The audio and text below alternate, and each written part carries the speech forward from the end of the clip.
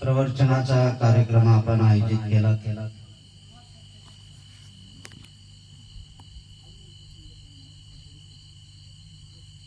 या प्रवचनासाठी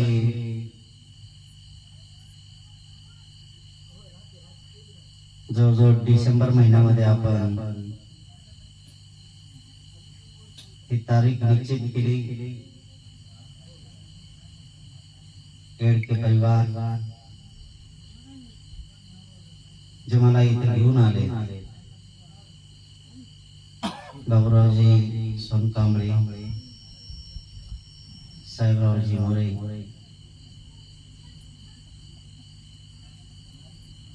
उपस्थित आपण सर्व श्रद्धावान बौद्ध उपासक उपासिका संतानक बालिका,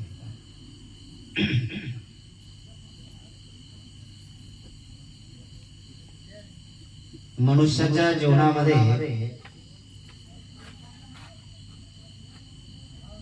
ह्या दोन गोष्टी अत्यंत महत्वाच्या आहेत. एक तर माणूस जन्माला येतो आणि जन्माला आल्यानंतर काही कालांतराने मरण पावतो. येणे आणि जाणे हे माणसाच्या जीवन क्रमातला एक महत्वाचा भाग ठरला. त्याच्यानंतर आपण नैतिक कर्तव्य म्हणून आपण काय आपल्या जीवनात करतो हा एक अत्यंत महत्वाचा भाग आहे.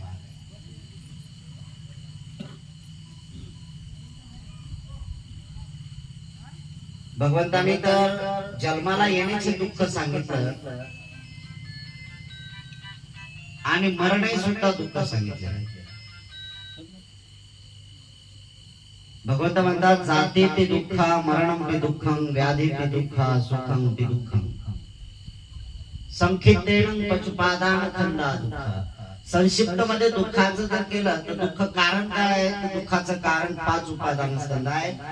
जन्माला येणे दुःख आहे, तसंच मरणे सुद्धा दुःख आहे. या दोन्ही गोष्टीचा मध्य जर केला तर आपण हे सगळं म्हणत असताना जर जन्माला येणे दुःख आहे आणि मरणे दुःख आहे तर मग जन्माला यायचंच कशाला हा एक महत्वाचा भाग आहे.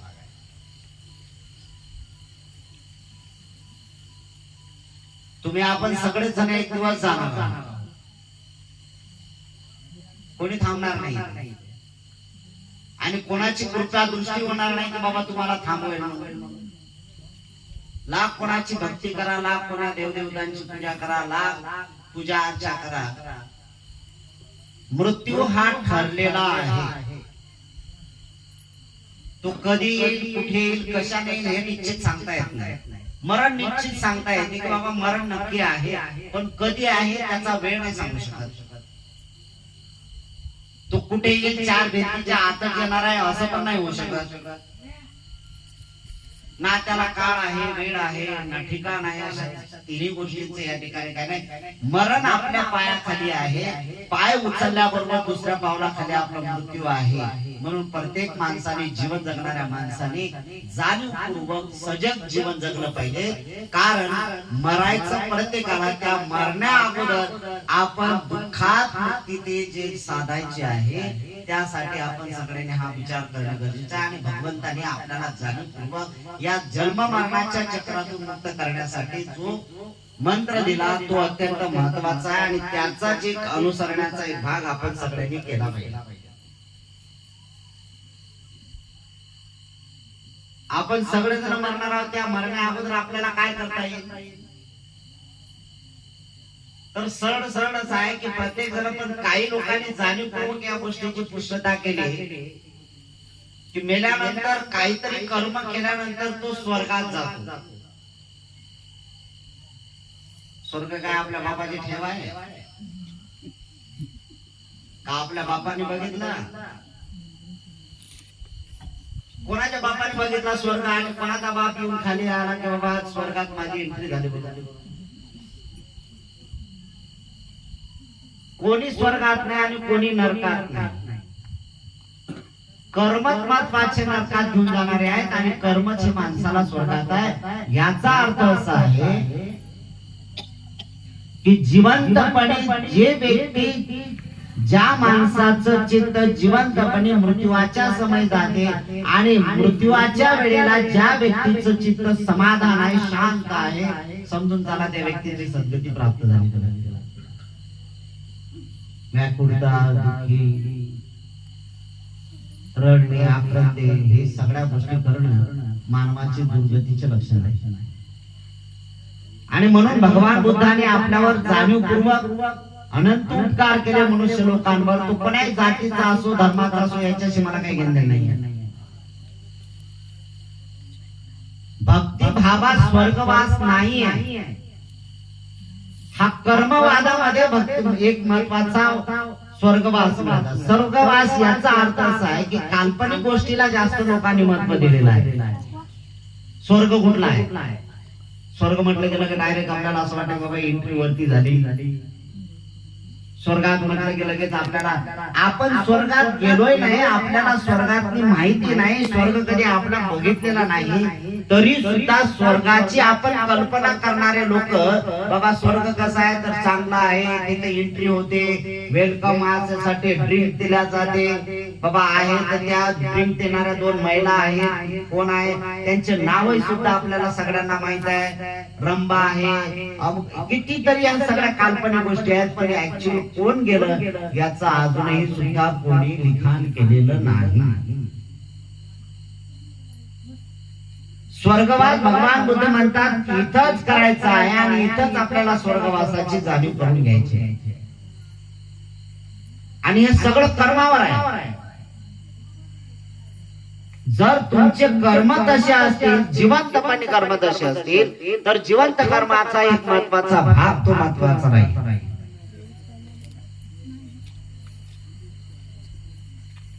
कर्मच महत्वाचे. कायिक कर्म सुधारले, वाचिक कर्म सुधार,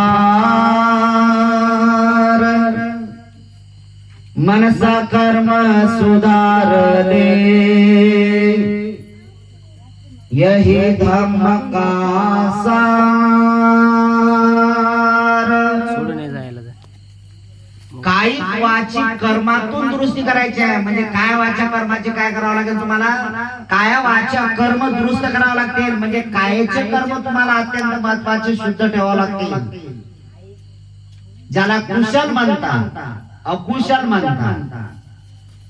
कुशल कर्म ते होतात की ज्याचे कायेचे कर्म कुशल आहेत. मग कुशल कर्म कायाने केल्या जाते, कोणाची हत्या केल्या जात नाही, कायेचे विचार आहे, चोरी केल्या जात नाही, कायेचे विचार आहे, व्यभिचार केला जात नाही, कायेचे विचार आहे. काया शुद्ध ठेवण्यासाठी हे तिन्ही गोष्टी मानवाच्या जीवनामध्ये शुद्धतेच्याच राहिल्या तरच तुम्हाला सद्गतीच्या मार्गाकडे वळता येईल. म्हणजे ज्याला तुम्ही स्वर्ग म्हणता काल्पनिक भाषेमध्ये, ते स्वर्ग इथंच भोगता येईल तुम्हाला आणि जिवंतपणे. आणि स्वर्ग प्राप्त करण्यासाठी काही संपत्तीची गरजच नाही किंवा बाबा भली मोठी तुमच्याकडे संपत्ती आहे, तुम्ही चांगल्या बिल्डिंग मध्ये राहणार आहे, 4 व्हीलर मध्ये फिरणारे आहेत, शेतीवाडी आहे, सगळं आहे, खाणं पिणं व्यवस्थित आहे, म्हणजे त्याचा अर्थ तुम्हाला स्वर्ग प्राप्त मिळेल, ही पूर्ण भ्रांती आहे माणसाची. भीक मागणारे लोक सुद्धा स्वर्गवास करू शकतात, कारण कर्म शुद्ध पाहिजे. हे तर देखाव्याचे लक्षण लोकांनी सुरू केलेले आहे. एखाद्या मंदिरात जाणारा माणूस भक्तिवान असा दिसतो, भक्तिवान त्याची भक्ती पुष्ट करण्यासाठी तो करत असतो, पण ज्यावेळेस त्याला देखाव्याचं स्वरूप प्राप्त होते त्यावेळेस तो भ्रमित होतो, अहंकारित होतो, आणि जिथं भ्रम त्या ठिकाणी निर्माण होतात दुर्गतीचं लक्षण ते माणसाचं सुरू. त्याच्या वाणीवर संयम पाहिजे, त्याच्या वाणीचे कर्म दुरुस्त झाले पाहिजे.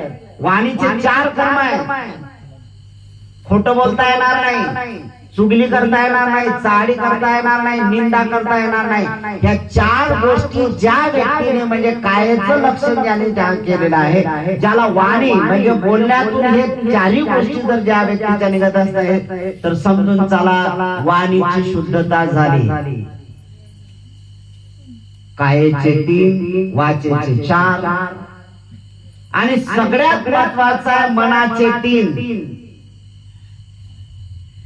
हे 10 कुशल कर्म ज्या माणसांच्या चित्तामध्ये सदैव प्रसवत असतात, सदैव जाणीवपूर्वक लोकांच्या कल्याणासाठी असतात, त्याच माणसाची सद्गती होते आणि त्याला वर्तमान काळामध्ये जीवन जगत असताना यदा कदाचित जर मृत्यू आला आणि मृत्यू येत असताना जर तो शांत चित्ताने हसत हसत मृत्यूला प्राप्त होतो, समजून त्याला सद्गतीचं लक्षण झालं. जन्म मरणाच्या चक्रातून मुक्त व्हायचं आणि जन्म मरणाच्या चक्रातून मुक्त होण्यासाठी हे प्रयत्न आपल्याला करावा लागतील. मनाचे कर्म किती आहेत? मनाचे कर्म 3 आहेत. मनाने काय काम करायचं आहे? मनाने सगळ्यात महत्वाचं आहे रागी बनू नये, द्वेषी बनू नये आणि मोह बनू नये. राग, द्वेष आणि मोह ह्या 3 गोष्टी अंतर्मनाच्या आहेत आणि ह्या 3च गोष्टी अंतर्मनातल्या. ज्याच्यात राग आहे म्हणजे आसक्ती आहे, द्वेष आहे म्हणजे तिरस्कार आहे आणि तिरस्कार झाल्यानंतर मग मोह आहे म्हणजे मूढता आहे, मूर्खता आहे. या 3 गोष्टींचं एक ज्यावेळेस होते ते व्यक्ती कदापिही तृष्णेतून मुक्तता होत नाही आणि तृष्णाचे माणसाला भवचक्राकडे वळून घेऊन जाते. म्हणून कबीरदासांनी खूप चांगल्या प्रकारचं म्हणलं. कबीरदास याच्यावर चांगलं बोलतात. ना मन मरा ना माया मरी, मन मर गया शरीर, आशा तृष्णा ना मरी, कहे तो गए दास. किती महत्वाच्या गोष्टी. भक्तीला इथं काय रंग द्यायचा आहे कोणाला? तुम्ही किती देवाची पूजा करताय हे तुम्हाला काय माहित आहे? लोक बघतात म्हणून तुम्हाला तशा प्रकारचं म्हणतात नाही की बाबा हा भक्तिवान आहे, पण अंतर चित्तामध्ये तुम्हाला माहित आहे तुम्ही किती भक्तिवान आहात.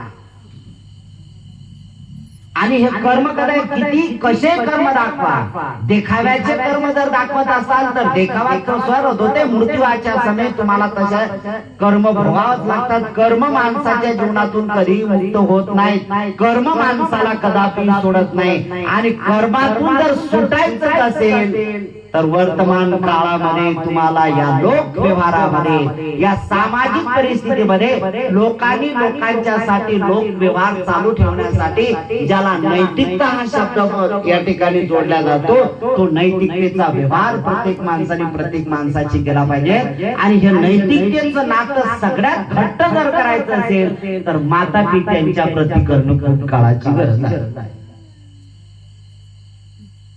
माता पितू पठाण पुतदारस संग हो, अनाकुलाच का म्हणतायत मंगलम उत्तमम. भगवंताला देवतांनी विचारलं, भगवान सगळ्यात उत्तम मंगल कुठला आहे, कोणाच्या संबंधी मंगल आहे? भगवंत म्हणतात आई वडिलांची सेवा करणे हे परम कल्याण आहे. याच्यासारखं कल्याण जगात कोणीच करू शकत नाही. भगवंतांनी अनेक ठिकाणी आई वडिलांना ब्रह्मा म्हटलेला आहे. ब्रह्मा कोण आहे? आई वडील ब्रह्मा आहे. ब्रह्मा कोणाच्या बापाने पाहिला ब्रह्मा? काही काही बावले लोक म्हणतात आम्ही पाहिला, मूर्खपणाचे लक्षण आहे. ब्रह्मा कुठे आहे? ब्रह्मा म्हणजे माता पिता आहे. देव कोण आहे? तर आई वडील देव आहे. अरे या जिवंत देवतांच्या संबंधी, या जिवंत देवतांच्या संबंधी आपण जर व्यवहार खोटा केला, आपण जर व्यवहार द्वेषाचा केला तर आपल्याला आपलं वर्तमान काळ सुखाने कसं नांदवता येईल? हे तर प्रत्येक धर्मात लिहिलेलं आहे. प्रत्येक धर्मात पालन कोणी नाही करत. आमच्या धर्मात लय चांगलं लिहिलं, आमच्या धर्मात असं लिहिलं, आमच्या धर्मात कसं लिहिलं. अरे तुमच्या धर्मात लिहिलंय, तुमच्या अंगीकारणात कुठे आहे? तुमच्या अंतर्मनात कुठे आहे? लाख तुमच्या धर्मात चांगलं लिहिलं असेल, आम्हाला त्याच्याशी काय नाही. तुमचा व्यवहार तुम्ही किती स्पष्ट करता आणि तुमच्या आई वडिलांच्या प्रती. अरे आई वडील तर आहे म्हणून कोणीच ब्रह्मा तुमचं कल्याण करण्यासाठी येत नाही आणि कोणीच देवता तुमचं कल्याण करण्यासाठी येत नाही. जेवढं माय बापाने आई वडिलांनी तुमच्या संबंधी कल्याण केलेलं आहे तेवढं कोणीच करत नाही. थोडस मागचं जीवन आठवा, थोडस किंवा पाहिलेलं असेल. जमते 1 वर्षाचं आपलं जीवन असेल, 1 वर्षाचा आपला वय असेल, त्या 1 वर्षाच्या वयामध्ये यदा कदाचित जर आपल्याला ताप आला असेल, रात्री आपण एवढा तापीनं फणफणला असेल ना, त्यावेळेस रात्रभर आई जाग लागली आमच्यासाठी. रात्रभर जाईल आमची आई आमच्यासाठी जागी लागली. थंडगार पट्ट्या लावणं सुरू आहे, जोपर्यंत ताप उतरत नाही तोपर्यंत. रात्र अपरात्र आम्ही आई वडिलांच्या समज करत असताना रात्री जर कदाचित तुम्हाला 12-1 वाजता झोप लागली आणि झोपीत तुम्हाला भूक लागली ना, तर उठता आणि रडत बसता, आई मला त्यावेळेस तिची झोप म्हणून ती करते. हा कुठला ब्रह्मा आहे तुमची? तुम्ही एवढी तर देवाची सेवा करणारे लोक आहे, एवढीची भक्ती करणार आहे, एखादा तरी आला का तुमची सेवा करायला? अरे परम देवता तर हे माता पिता आहेत ना, आणि परम देवता माता पिता या माता पित्यांच्या या आई वडिलांच्या प्रती जर आमची खऱ्या अर्थाने अवहेलना होत असेल तर आम्हाला सुखी जीवन कसं जगता येईल? आम्ही कशी सुखी जीवन जगू? हा तर कर्म सिद्धांत आहे. आणि म्हणून माझं चेतावणी आहे आपल्या सगळ्यांना, माझं सगळं लोकांना सांगणं आहे की गाफील राहू नका, आई वडिलांच्या प्रती सजग राहा, सजग. अरे त्याने आई वडिलांनी जन्म दिला, लाख गुणाचे अनंत उपकार केले. अरे जन्माला आल्यानंतर तुम्हाला अक्कल आली आणि अक्कलेच्या वेळेस तुम्ही जर शब्द प्रयोग केला ना, तुम्ही माझ्यावर उपकार केले नाही, त्या उपकाराची परतफेड मी करून म्हणतो, माझं सरकलम करतो तुमच्याकडे, मी प्राण देतो तुमच्या समोर. अरे मान कापून त्यांच्या चरणावर ठेवली तरी उपकार फिटत नाही. कारण तेवढ्या वर्षाचं जीवन, तेवढ्या वेळाचं जीवन तुम्हाला जगवलं आणि दुनिया त्यांनी दाखवलेली आहे. त्या दुनियातला एक महत्वाचा भाग आम्ही सुद्धा केला पाहिजे. म्हणून प्रत्येक मरणाऱ्या माणसाने हा विचार केला पाहिजे, यथापि पुष्पं कायिरामाला गुणी बहु एतेन मच्चनं कुशलं बहु यथापि पुष्पं राशीमा कायिरामाला बहु. अरे फुलं आहे ते पुष्कळ राशी आहे फुलांच्या, एवढ्या फुलाच्या राशी आहेत, एक एक एक एक फुल घेतला आणि त्याला जर तुम्ही धाग्यामध्ये ओढलं तर त्याचे हार होतात, एकत्र गुंफल्या जातात, ते विखुरलेले आहेत. अशा प्रकारचं विखुरलेलं पुण्य जे आहे ते माणसाने संचित केलं पाहिजे, गोळा केला पाहिजे. कारण मरणाऱ्या माणसाने त्याचे, मरणाऱ्या माणसा जाणीवपूर्वक लक्षात ठेव, तू जीवन जगत असताना मृत्यू येतो आणि म्हणून मरणाऱ्या माणसा तुला हे कर्तव्य करावं लागेल. तू जगता जगता मरणाला प्राप्त होशील त्या अगोदर पुण्याचा संचय करणं सुरू कर, कारण हेच पुण्यक्षेत्र माणसाच्या कल्याणासाठी येणार आहे. हे कर्तव्य करावं लागेल प्रत्येकाला. यासाठी हा एक महत्वाचा आदर्श आहे. म्हणून या सगळ्या प्राणी मात्रांच्या प्रती एवढा बुद्धिवंत प्राणी समाज जो मानव समाज आहे, या मानव समाजाने हा विचार करणं गरजेचं आजच्या काळाची गरज आहे. आई वडिलांची सेवा भगवंतानी तर त्यावेळेस केलेला आहे. माता पितू पठाण सदारस संग हो. आई वडिलांची सेवा करणे यासारखं जगात कुठलंच पुण्य नाही, जगात कुठलं पुण्य नाही. आणि मी सगळ्यांना सांगतो, जिथं जिथं माझा या माईकच्या द्वारे आवाज जात असेल, साऊंडच्या द्वारे आवाज जात असेल, मी त्या सगळ्या लोकांना, मला काही घेणं नाही कोणा जातीच्या धर्माच्या, तुम्ही मला याच्याशी काही घेणं नाही. माणसा आहात ना तुम्ही, तर माणसाचं माणसाने कर्तव्य केलं पाहिजे. कर्म करायला शिका, माणसं बना पहिल्यांदा.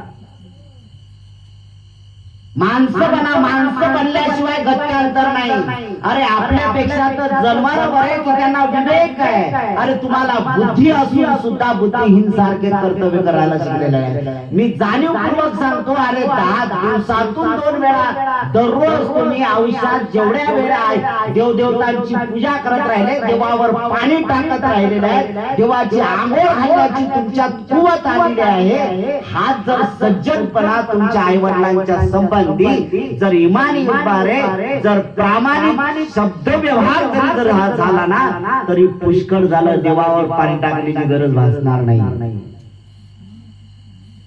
काय गरज नाही देवाच्या. अरे त्या मूर्तीत आहे काय? दगडावर तुम्हाला नतमस्तक होता ना, त्या दगडात काय आहे? काय जिवंत मायबाप दिलं सोडून, जिवंत देवता सोडून दिले आणि दगडातल्या देवाची पूजा करणारे आहे. ही जी माणसाची खालच्या दर्जाची मानसिकता येऊन ठेवलेला आहे, याला उच्च दर्जा प्राप्त करण्यासाठी माणसाने हे लक्षण अंगीकारलं पाहिजे. कारण मी जाणीवपूर्वक सांगतो, भगवंताने अनंत उपकार केले मानव जातीवर आणि म्हणून भगवंत म्हणतात, उठा माणसांनो, कर्म करा लागा, असे कर्म करा की ज्या कर्माचा विपाक तुम्हाला दुःखात भोगता येणार नाही. जर तुम्ही आई वडिलांची सेवा नाही केली तर तुम्ही तुमच्या लेकरांकडून काय अपेक्षित करणार आहे की तुमचे लेकर तुमची सेवा करणार आहे? तुमचे लेकर तुमची सेवा करतील याची काय गॅरंटी? हे तर कर्म आहे ना. या कर्माच्या माध्यमात तुम्ही जर तुमच्या आई वडिलांची सेवा केली नाही, तुमच्यातच ते गुण उतरले नाही, तर मुलात कशी उतरणार आहे? आणि तसाही जर विचार केला मानवाच्या संबंधी, तुमचे लेकर तुमच्या सारखेच असतात है ना.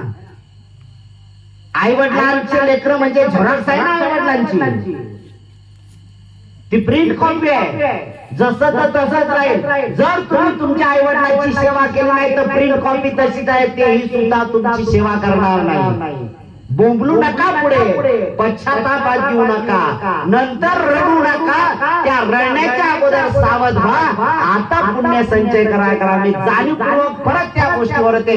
अरे लाख देवाची पूजा करण्यापेक्षा इमानी इमारे जिवंत माणसाची सेवा करून बघा, बस कल्याणी कल्याण कल्याणी कल्याण. हा कल्याणाचा मार्ग आपल्याला स्वीकारावा लागतो. विहारात जाऊन काय मिळणार आहे?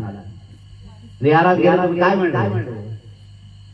पितळीची मूर्ती असेल, दगडाची मूर्ती असेल, सिमेंटची मूर्ती असेल आणि तिथं चालू नाक आमचं सुरू आहे, इथे बीसो भगवान सम्मा संबुद्ध. अरे तुला जिवंत लोकांची सेवा करता येत नाहीत राजा, तुझ्यावर तुला प्रेम करता येत नाही, स्वतःवर स्वतःला जीवन जगण्याची कला तुला शिकता येत नाही, जीवन कसं दुःखातून मुक्त करावं याची तुला आयडिया आली नाही, याची कला तू शिकला नाही, तर इथे पिसो भगवान याच्यात काय शब्द प्रयोग करणार आहे? बुद्ध ते शिकवतात की बुद्धाला वंदन करायचं असेल तर बुद्ध हे म्हणतात की सगळ्यात महत्वाचं आहे की माता पित्यांची सेवा करा आणि त्याच्यानंतर वडीलधाऱ्या माणसाचा मान सन्मान करा. आम्ही तर चेष्टा करत आहोत. आम्ही किती विसरलो आम्हाला हे माहीतच नाहीये की आम्ही त्या प्रोसेस मध्ये येणार आहोत. मागचा काळ जर बघितला बाबा, काय धोती वगैरे घालणारे असतील तर त्याला सहज म्हातारे म्हणतो. आता पॅन्ट शर्ट वाले सुद्धा म्हातारे झालेले आहेत का नाही? झालेले आहेत. त्याच रस्त्यात लोकांना तुम्ही पॅन्ट शर्ट घालत असताना किंवा केस जर काळे करण्याचं काम दाखवत असताना तुम्ही स्वतःला असं भासवत असाल, लोकांच्या नजरेमध्ये असं दाखवत असाल, काळे केस केले म्हणजे मी अजूनही तरुण आहे, मी अजूनही जवान आहे असं दाखवण्याचं भासवत असाल. अरे घरातले लेकरं तुम्हाला आजही सुद्धा बाबाच म्हणतात, तुम्हाला आजही सुद्धा आजोबाच म्हणतात, कारण त्या प्रोसेस मध्ये तुम्ही सुद्धा येऊन टिकलेले आहेत. म्हणून आठवत जीवन घे की ज्या जीवनाची सुरुवात अत्यंत सुखकर झाली असेल तर शेवटही सुद्धा माझा चांगला होणार आहे. हा एक महत्वाचा आपण सगळ्या लोकांनी बघायला, आपणही सुद्धा मरणार आहोत. नाही असं नाही, जिवंत राहण्यासाठी कोणीच आलेलं नाही, कोणी जिवंत राहण्यासाठी आलं नाही. एक दिवस येणारच आहे. कोणाला 1 वर्षाचं असेल, कोणाला 10 वर्षाचं असेल, कोणाला 20 वर्षाचं, कोणाला 30, 40, 50, 60, कोणाला 80 वर्षाचं वय लागले असेल. पण 80 वर्षाच्या नंतर गेलाच ना. कधी कधी आम्ही पाहिलं 6 महिन्याचं पोटातलं बाळ सुद्धा मरून जातं. कधी कधी जे जन्माला आल्यानंतर 1 महिन्याचं बाळ सुद्धा मरून जाते, 1 वर्षाचं बाळ मरते. अरे मृत्यू ठरलेला आहे. जन्म आला म्हणजे जन्माची परिपक्वता 5 महिन्याचा गर्भ पूर्ण झाला की तिथून मृत्यूची सुरुवात होते. त्याचा मृत्यूचा काळ सुरू झालेला आहे. आपण सगळे लोक गाफील झालेला आहे आणि आपण त्याच्यात येत झालेला आहे. माझं वैयक्तिक जीवन सुखी झालं पाहिजे. मग मला काय करायचं आहे तर हे काय काही भक्तिभावातला भाग महत्वाचा आपण करतो. जरा तुमच्या लेकरालाही सुद्धा भक्तिभावाचा मार्ग भागवायला शिका. जरा त्यालाही शिकवा भक्ती मार्ग काय. ते भक्ती मार्ग म्हणत नाही, कारण भक्ती मार्ग हा अंतर्मनातून लोकांना दाखवण्यासाठी नसतो. इथं अंतर्मनाची भक्तिभाव निर्माण झाली पाहिजे आणि ते माझं कर्तव्य म्हणून मी केलं पाहिजे. मला या वर्तमान काळात सगळ्या लोकांनी एक निश्चित करायला, तुम्ही किती धनवान आहे त्याला कोणी मोजत नाहीये. लय जर स्वतःला धनवानाचा गर्व असेल ना, लय जर तुम्हाला इष्टेटीचा गर्व चढला असेल ना, तुम्ही एकदा स्मशान भूमीमध्ये जाऊन बघा आणि थोडस बघा तिथे आणि बघितल्यानंतर थोडस अवलोकन करा की या गावातला श्रीमंतातला श्रीमंत माणूस कुठे दिसतो का आपल्याला? कुठेच नाही. म्हणून कबीरदासांनी सुद्धा ते आया था किस काम सोया चादरता. जागृत राहा. कशासाठी जन्माला आले तुम्ही? जन्माला कशासाठी आले हाच जर मर्म तुम्हाला जाणता येत नाही. म्हणून म्हणतो जन्माराच्या पोटी जन्मारच जन्माला नाही, माणसाच्या पोटी माणसं जन्माला येत नाहीत. आणि माणसाच्या पोटी जन्माला यायचं असेल तर माणूस म्हणून जीवन जगता आलं पाहिजे. हाच खऱ्या अर्थाने धर्माचा अर्थ आहे आणि हाच खऱ्या अर्थाने धर्माचा मर्म आपण जाणून घेतला पाहिजे. तरच आपलं मनुष्याचं जीवन सुखकर होऊ शकते. वर्तमान काळामध्ये सुखाने जीवन जगता आलं पाहिजे. वर्तमान काळामध्ये आपल्याला सुखाने जीवन जगता आलं पाहिजे. यासाठी प्रयत्न करा. मी काय तर दररोज या 5 गोष्टींचं नियोजन आपण आपल्या चित्तामध्ये जाणीवपूर्वक करून ठेवलं पाहिजे. काय 5 जीवनाचे तत्व आहे? मी हत्यार नाही, मी चोरी करणार नाही, मी व्यभिचारी नाही, मी खोटं बोलणार नाही, मी नशापान करणार नाही, मी कुठल्याच प्रकारच्या ह्या गोष्टीपासून आसक्ती झालं नाही, मी दूर गेलेला आहे. वर्तमान काळामध्ये आपण जीवन जगतो ना आणि प्रापंचिक जीवन जगणारे लोक आहेत ना, तर या 5 गोष्टींचं तुम्हाला नियोजन करावं लागेल आणि दररोज सकाळ आणि संध्याकाळ हेच कर्तव्य करावं लागेल. संत काय असं म्हणत नाहीये आणि संतांनाही काय मरणाने काय चुकवलं का? अरे ज्यांनी मरणाच्या पलीकडे जे केलेलं आहे अनंत सम्यक संबुद्धांनाही सुद्धा 80व्या वर्षी मृत्यू आला ना, मरण आलं ना. तुम्ही आपण कोण आहोत? पण अनंताचा पुनर्जन्म नाही होत की जो तुमचा आमचा पुनर्जन्मातला होता आहे. आणि पुनर्जन्म असा होतो, कशावर पुनर्जन्म होतो तर पुनर्जन्म त्याच्यावर होतो जर तुम्ही रागी असाल, द्वेषी असाल, मोही असाल तर पुनर्जन्माचे तुम्ही काय बांधतात? घरटे बांधतात. रागही करणे सुरू आहे, द्वेषही करणे सुरू आहे, मोहितही आहे. आगीचं सगळं मटेरियल तुमच्याकडे आहे, सगळं आहे. जोपर्यंत जळणं सुरू आहे, जळण्यासारखं तुमच्याकडे मटेरियल आहे ना, इंधन तुमच्याकडे आहे. आणि जे जे पेटायला जे विधान आलं ते टाकलं तुम्ही त्याच्यात टाकलं.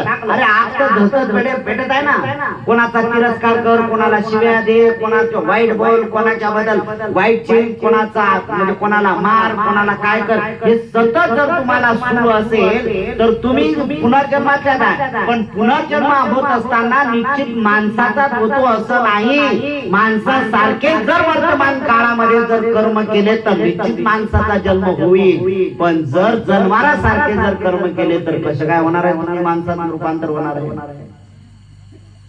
कसं काय होणार आहे? आता गोष्टी जाणून करावं लागतील आपल्याला. जनावरासारखं वर्तन सुरू आहे. दारू पितो, काय तुमची काय होणार आहे? अरे बुद्धी भ्रष्ट झाली ना. अधोगतीचा आहे, नरक योनीमध्ये तुम्हीच झालेला आहे. नरक तेच आहे. इथं कल्पनेवर भर नाही द्यायचा आहे, इथं वास्तविक जीवनाला करायचं आहे. जो खोटं बोलत आहे, सतत स्वतः खोटं बोलतो, दुसऱ्यांना खोटं बोलण्याला प्रवृत्त करतो, अरे हे सगळं कोणाचं आहे? या खोटं बोलण्याने किती मोठं पाप होतं. तुमच्या शब्दात सांगत आहे किती मोठं पाप होतं. ह्या सगळ्या पंचशीलाचं उल्लंघन करणाऱ्या व्यक्ती हे त्यांना काय आहे तर तेच आहे. पण हे सगळं अधोगतीचं जीवन होत असताना या ज्या महत्वाच्या गोष्टी आहेत की माणसाच्या चारी घटकाचं विघटन होत नाही, नष्ट होत नाही. ते चारी घटक नष्ट होत नाही. आपल्या जन्म घेण्यासाठी चार घटक महत्वाचे आहेत, आप, तेज, वायू आणि पृथ्वी. आप म्हणजे पाणी, तेज म्हणजे उष्णता, वायू हवा, पृथ्वी म्हणजे जडत्व. शरीरामध्ये जे काही ठोस दिसते, मग हाड असतील, मांस असेल, जे काही ठोस पदार्थ आपल्या चित्तामध्ये ते पृथ्वीत गणल्या जातात. याच्यात कारण ही जन्म घेणारी प्रक्रिया सुरुवात होते. हे माणसाचे घटक करत नाही. पण जर यदा कदाचित जर वाईट कर्म करत असताना जर मृत्यू येत असेल तर ती हवा या ब्रह्मांडामध्ये स्प्रेड होते, पसरते, आणि ती हवा पसरल्यानंतर ती हवा कुठंतरी कोणाला तरी पिणप होतो आणि ते सुरुवात होते. जसे ज्याचे तुमचे कर्म, म्हणून जो माणूस ज्या माणसाची जातो, नाहीतर तुम्ही आपणही सुद्धा आता वर्तमान काळामध्ये सुद्धा आहे, कोण कोणाजवळ बसते त्याचं बारकाईनं परीक्षण करा. चांगल्या माणसाकडे वाईट माणूस कधीच बसत नाही. तो चांगले माणसं चांगलेच माणसात बसणार. एखादा जर देखाव्याचा कीर्तन भजन करणारा माणूस असेल ना, तर त्याला आम पब्लिक मध्ये बसण्याची गरज नाही. तो कीर्तन आणि भजन वाण्याच्याकडे जाऊन बसेल. एखादा माणूस जर लुटारू असेल ना, तर तो पोलिसांच्या संगती किंवा तशा प्रकारचे एखाद्याला मदत करण्याचे असेल, हा लुटणार आहे आणि दुसरा तो मदत करणार आहे, या मदत करणाऱ्या माणसाचे त्याचं नातं जुळतच नाही आहे. तो लुटाऱ्याची संगत करणार आहे. इथं सरळ सरळ आम्हाला दिसते. आणि तसंच होते. अशा प्रकारचे माणूस मेल्यानंतर जर आमच्या वाईट कर्माचे, जो कोणी हत्यारा असेल, तो चोरी करणारा असेल, तो बेविचारी असेल, तो खोटं बोलणारा असेल, तो चुगली करणारा असेल, तो व्यर्थ बडबड करणारा असेल, निंदा करणारा असेल, जो नशापान करणारा असेल, आणि जर ह्या सगळ्या गोष्टी करता करता मृत्यू आला तर हे हवा कुठं टुण्या पाहिजे त्याला, त्याच तरंगात होईल. ह्या तरंगातली हवा कुठंतरी होतील आणि पुष्ट होईल. आणि हे सगळेचे सगळे पंचशीलाचं उल्लंघन करणारे लोक पशु पक्षीच्या निरय लोकांमध्ये जन्म प्राप्त करतात. सगळं कुठे जातात? जन्माराच्या पोटी. आणि आम्ही जनावराला किती चांगलं मानलं है ना. गायला माय म्हणतो ना आम्ही, आमची माता किती चांगलं मानलं. ज्याचे निरय कर्माचे लोक कर्म तसे त्याचा जन्म माणसाचा. मग गायीचा जर जन्म झाला असं म्हणत असो आम्ही, तर गायीच्या पोटात आम्ही म्हणतो 33 कोटी देव आहे. ठीक आहे. जर 33 कोट्याच्या देवाचा संचय गायीच्या ह्याच्यात आहे, अरे पण त्या कर्माचा विचार जर केला तर ते गाय सुद्धा एकेकाळी मानव जन्माला आली होती, पण असे निर्मिती केली, असे कर्म तिने केले की तिला त्या गायीच्या पोटी जन्म घ्यावा लागला. निरय लोकांचे कर्म केलेले आहेत. अरे मनुष्यासारखे जर कर्म केले असते तर मनुष्यात जन्म आला असतं ना. सगळ्यात महत्वाचं आहे, समुद्रातल्या खाऱ्या पाण्यातला मासा गोड्या पाण्यात जर आणून टाकला तर तो टिकत नाही. समुद्रातल्या खाऱ्या पाण्यातला मासा गोड्या पाण्यात आणल्यानंतर तो टिकत नाही, कारण त्याला ते मॅचच होणार नाही. गोड्या पाण्यातला मासा खाऱ्या पाण्यात टाकल्यानंतर तो त्याच्या टिकेल बिलकुल शक्यच होत नाहीये. अशा प्रकारचं मानवाचं जीवन आहे. जर मानवाने जर शुद्ध आचरण केलं नाही तर डायरेक्ट एंट्री तिकडे होते. तरी सुद्धा आम्ही ती जाणीवपूर्वक म्हणतो की गाय आमची माय आहे. अरे खूप चांगले विचार आहे. आम्ही जनावरात माय शोधायला लागलो ना, किती चांगले कर्म आहेत आमचे. आमची किती बुद्धी उंचावलेली आहे, आमचे विचार किती प्रगल्भ झालेले आहे की आम्ही जन्मात माय शोधतो. म्हणजे आमच्या संस्कृतीचा आम्हाला हेवा वाटत आहे. एवढं चांगलं वाटतंय की काय आमची माय आहे म्हणजे जन्मात आहे, पण जिनं साक्षात जन्म दिला तिच्याबद्दल काय भाव आहे. गायीनं तर जन्म नाही दिला ना आपल्याला, गायीने जन्म दिला नाही, पण त्या गायीच्या संबंधी एक महत्वाची भूमिका आहे. दुसऱ्याची गाय जर रस्त्यानं चालणार ना तर पाठीमागून पाया पडते. घरातली गाय गोठ्यात, त्याच्या गोठ्यातली गाय गोठ्यातच बांधलं असेल, दिवसभर चाराय टाकत नाही, पाणी पाजत नाही. काय रे माणसाची मानसिकता आहे, भयानक माणसाची मानसिकता आहे. दुसऱ्याच्या गायाला पाठीमागून पाया पडण्याची वृत्ती माणसाची आहे. अरे हे म्हणूनच म्हटलं जाते, ज्या माणसाच्या कौटुंबिक जीवनातला, ज्या घरातली मायचा आदर आणि गोठ्यातल्या गायीचा सन्मान, तिथलं खाणं पिणं जर व्यवस्थित असेल, समजून चाला, त्याच माणसाची प्रगती होते आणि तोच माणूस खऱ्या अर्थाने सुखाने जीवन जगू शकतो. हा जीवनक्रम माणसाचा आणि हे कर्म माणसाला करावं लागते. आपण खूप भाग्यवान लोक आहोत, खूप भाग्यवान. आणि मी तर म्हणेन, ज्याला आई वडील आहेत ते तर खूपच भाग्यवान. चुका होतात माणसाकडून, माणसाकडूनच चुका होतात ना, जन्माकडून चुका होतात का? नाही हो, माणसाकडूनच चुका होतात. चुकला असेल, हत्या झाली असेल, चोरी झाली असेल, वाईट विचार तुमच्यात झाले असतील किंवा वाईट कृत्य केलं असेल, तुम्ही केलं, हरकत नाही. खोटं बोलत असाल सर्रास, नशा पान करत असाल सर्रास करा. अरे तुम्ही माणसात म्हणून आहे, समजून घ्यायचं की कुठला तरी पिनअप झालेला प्रकार आहे, माझ्यात हे दुर्गुण आहेत, पण माझी एक समजदारी त्याच्यात आहे. कारण मी मनुष्य लोकांमध्ये जन्माला आलो, मला हे समजदारीचं काम केलं पाहिजे की माझी समजदारी त्याच्यात आहे. अरे लवकरात लवकर या दुर्गुणाला मी त्यागलं पाहिजे, कारण मनुष्याचं जीवन मला जगता आलं. कारण हेच महत्वाचं आहे, हे स्टेशन मध्यम आहे, हे मनुष्याचं जीवन जंक्शन आहे.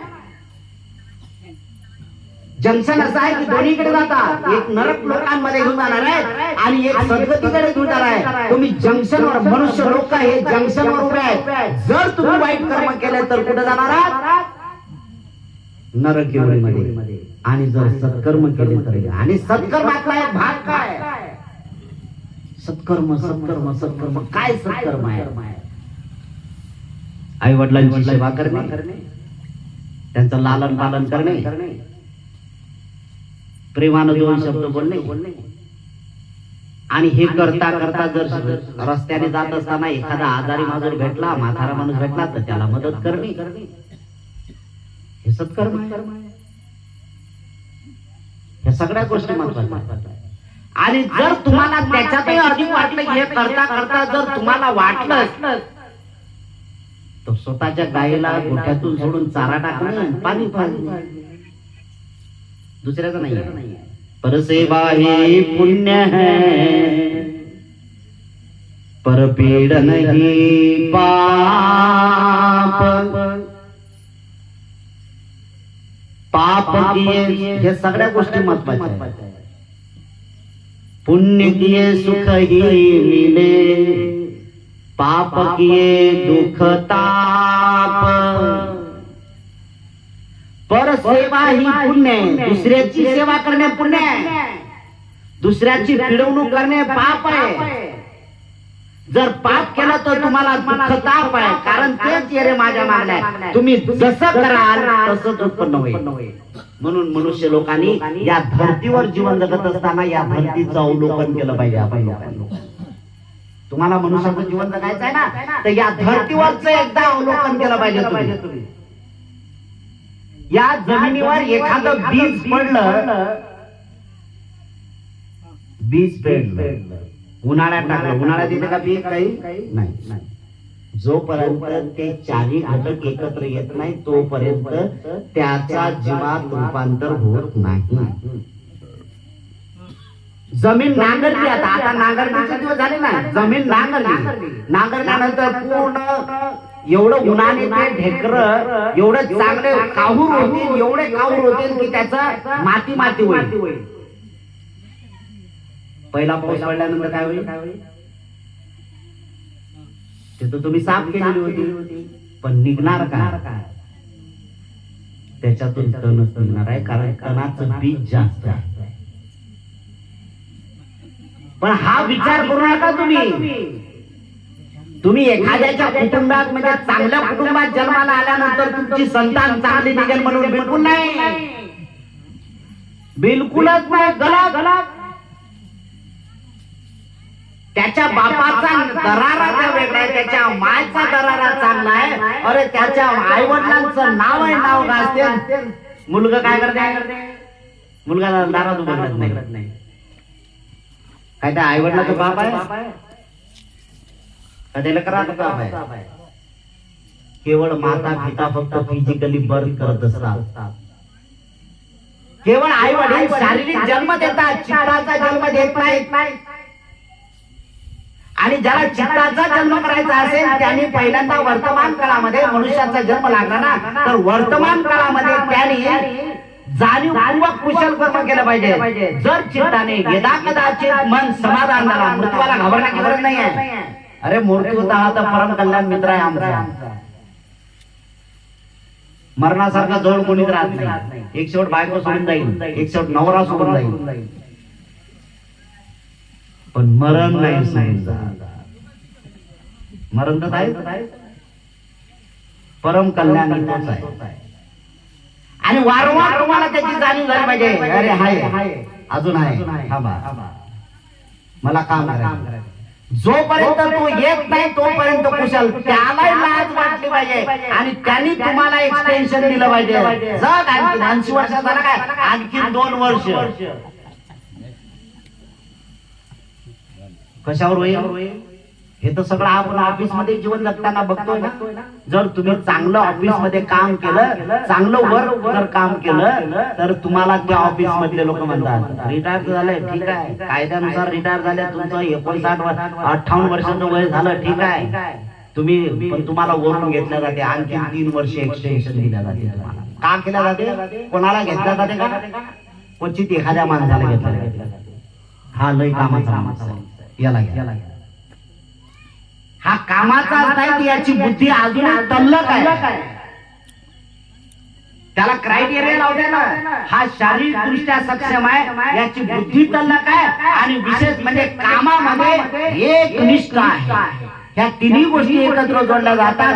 त्याच वेळेस त्याला बस मनुष्याने सुद्धा जीवन जगता जगता हेच काम केलं. 80 वर्ष नाही, अरे हसता हसता मृत्यू आला पाहिजे, पण तुम्हाला एक्सटेन्शन भेटलं त्यावेळेस कसं होईल? तर तुम्ही कायेचे कर्म दुरुस्त केले पाहिजे, वाचेचे कर्म दुरुस्त केले पाहिजे आणि सगळ्यात महत्त्वाचे मनाचे कर्म दुरुस्त केले पाहिजे. हे तिन्ही कर्म जर तुम्ही दुरुस्त केले, सुधारणा केली की समजून त्याला एक्सटेन्शन मिळालं. जगा आणखी जन्माला आलेला कशासाठी आणि मरताय कशासाठी? मरणे कशासाठी? मराव तर लागेल. जगता कशासाठी हा एक विचार महत्त्वाचा आहे. आपण सगळे जण जगता कशासाठी? कोणी सांगेल नोकरी करतो त्याच्यासाठी, कोणी सांगतो माझा परिवार चांगला आहे त्याच्यासाठी, मला गाडी बैल घोडे वगैरे सगळं पाहिजे त्याच्यासाठी, है ना, मला आयश करायची आहे यासाठी, मला काहीतरी राज करायचा आहे म्हणून यासाठी. अरे ह्या तर नंतरच्या गोष्टी आहे. जगता कशासाठी? तर फक्त आणि फक्त मरणासाठी. जोपर्यंत मरण येत नाही तोपर्यंत जगणं सुरू आहे. जोपर्यंत मरण येत नाही तोपर्यंत जगणं सुरू आहे. पण त्या जगण्यात सुद्धा मर्म पाहिजे की मी जगतो कशासाठी हे ज्यावेळेस तुम्हाला लावेल तेच नक्कीच होईल. मरता मरता जगणं आलं पाहिजे. जगता जगता मरण तर प्रत्येकाला येते, पण जगता जगता मरण येत आहे ना, मरता मरता जगणं आलं पाहिजे. किती महत्वाची गोष्ट आहे, तेच महत्वाचं.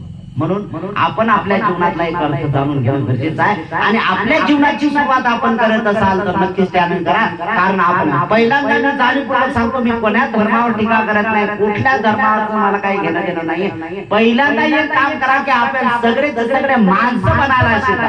जोपर्यंत माणसं बनत नाही तोपर्यंत आपल्याला ह्या गोष्टी करणं फार कठीण वाटतात. म्हणून पहिल्यांदा माझं कर्तव्य आहे माणूस बनलं पाहिजे. आणि माणूस काय, तुम्हाला हे म्हणत नाही की तुम्ही अमुक अमुक लोकांची सेवा करा, कारण तुम्ही संत नाही आहे. संताला कुठलाच भेदभाव नाही, तुमच्याकडे भेदभाव आहे. आणि मग तुम्ही दुसऱ्या लोकांची सेवा करण्यापेक्षा इमाने तुमच्या घरातल्या लोकांची प्रामाणिक सेवा करा.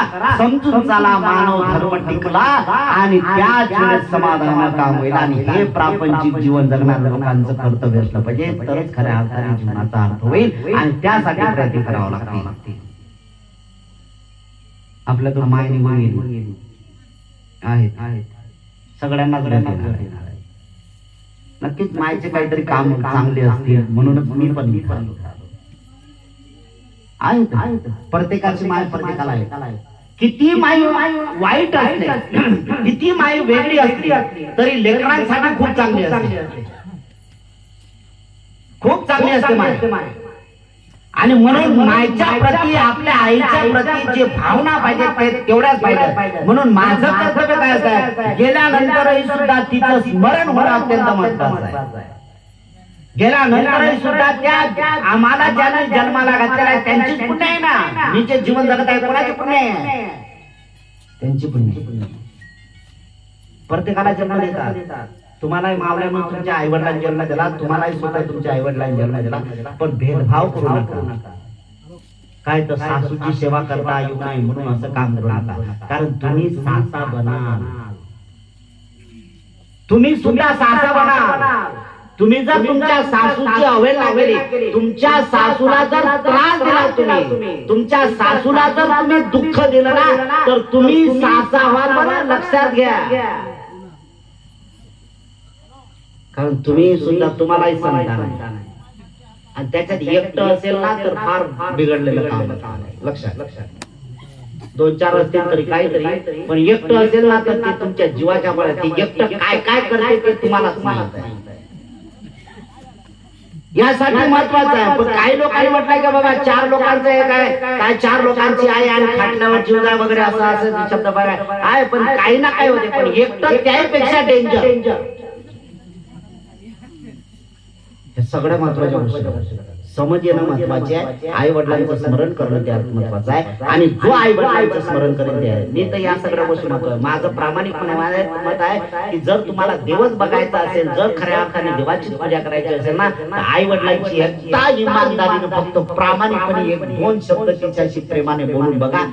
अरे जे देवाच्या मंदिरात तुम्ही हजारो वर्षांपासून पाया पडालाय त्यांनी समाधान झालंय, एक दिवस जर प्रेमाने आई वडील बघा, अरे किती समाधान वाटेल.